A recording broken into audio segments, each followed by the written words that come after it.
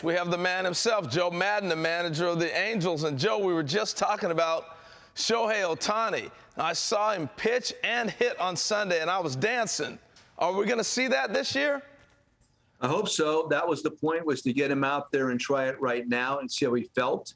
Obviously, it was pretty good. He starts out the game with a line drive to left center. He goes out to the mound. He throws up to 101 miles an hour with really good breaking stuff, too. His breaking ball, slider, curve, whatever, in his split. Good command overall. He's running well, stole a base yesterday. He's playing a complete game of baseball right now. It's really been fun to watch. Well, I noticed you let him off, too, and he can fly. That was the one thing that stood out a couple years ago when I saw him in person. Are we going to see him leading off this year? You know, it's either that or two. I'm working on that right now. I thought, just from trying to pinpoint how can we utilize his at-bats most thoroughly when he pitches. Not necessarily when he's playing. If he's a DH, he's got the full benefit of 9 innings or whatever. But as a pitcher, you don't know how long he's going to go into the game. And I didn't want to move him down in the batting order and have to take him out before we get maybe one more at bat out of him. So that was my thought process in doing that. I don't know. I'm thinking 1-2. I like him in the 2-hole also.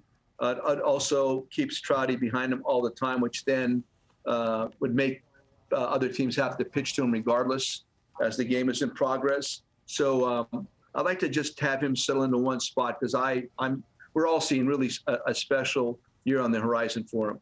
Yeah, and I find that interesting, too, that you want to hit Trout behind him. Does that mean we're going to see Mike in the 3 spot more than we have in the past? Yeah, I mean, this thing about, the best hitter in a 2-hole and the 3-hole comes up with 2 outs and nobody on more than any other spot. I think that's just a kind of a bias from the first time through the batting order.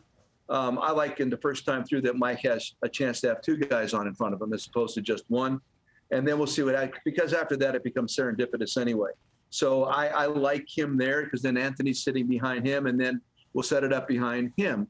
I like it. It tastes real good right now. We'll see how it plays out. You always have to be ready to make adaptations, but for right now, I kind of like it.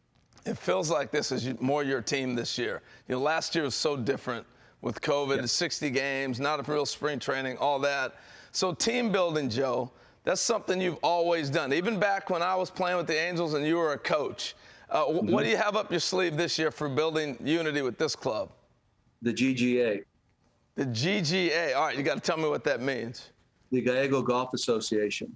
Try not to 3-putt is our slogan. And I've really, the coaches and I have been getting after it a lot. And also we had an off day recently, and the foursome in front of us was Dexter, J-Up, Mikey, and Pujols. My God, it's so mentally devastating. It's so humbling to watch those 4 tee off in front of you. And so on the road, we're going to play on the road whenever it's possible this year and bring the GGA on the road. And as players, if they want to participate, they're in. Hopefully, we're going to really put that on the map this year.